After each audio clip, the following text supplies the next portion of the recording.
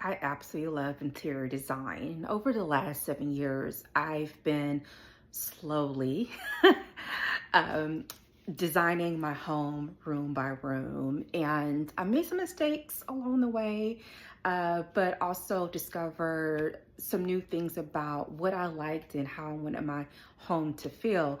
So today I want to talk to you about just 3 tips that have helped me really create spaces in my home that feels like me and brings me so much joy in life.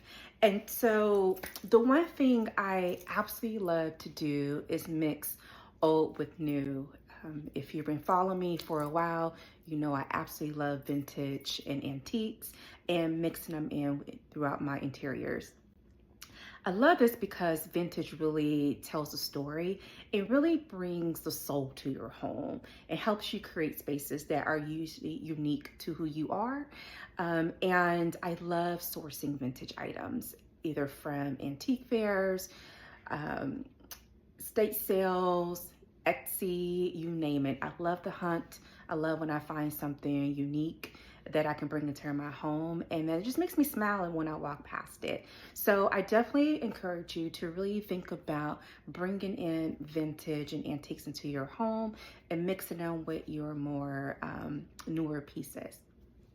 Tip number 2, play with textures. Whew, I love me some textures and pattern plays. I have a love affair for textiles, and I love mixing, if it's pillows, if it's throws, rugs, window panels, you name it.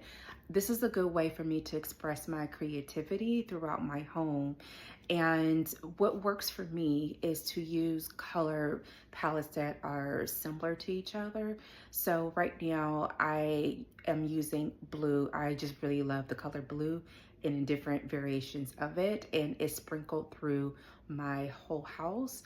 And then I layer that with creams and browns, more neutral tones, but it just really makes me feel calm and relaxed within my home. So I challenge you to think about adding texture and layers in your home by mixing prints and patterns and see what you come up with. And to be honest, this is something I play around with quite a bit.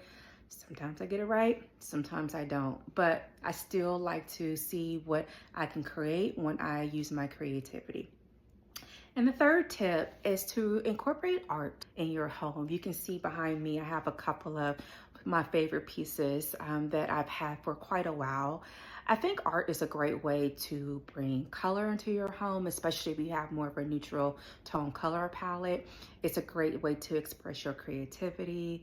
Art is subjective, so I think you should buy things that speak to you. You can source original art. A lot of artists now have amazing prints that you can purchase for a fraction of the cost. And I particularly like to go and have them framed and display them throughout my home. And it just makes me joy. I feel like now I'm becoming a collector over time, and I buy pieces not just because of the artist, but just because the piece just speaks to me, and it makes me feel happy. So I will leave you with this. Don't be afraid to play in your space. I think a lot of times, and I can speak from my own personal experience, I was afraid to really lean into my creativity. I was following a lot of trends because I felt like that was how I had to design and decorate my home. Now I lean into more what feels right to me, how I want the spaces to feel. And I challenge you to do the same. If you like an all neutral house because it makes you feel calm, go for it. It's your home. You should do whatever makes you feel good.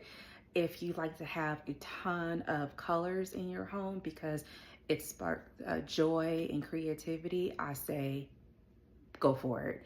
I just want you to really think about what makes you happy in your home and lean into those things. Anyway, I hope this video encouraged you to start playing around with your creativity in your home. I will talk to you next time. Take care. Bye-bye.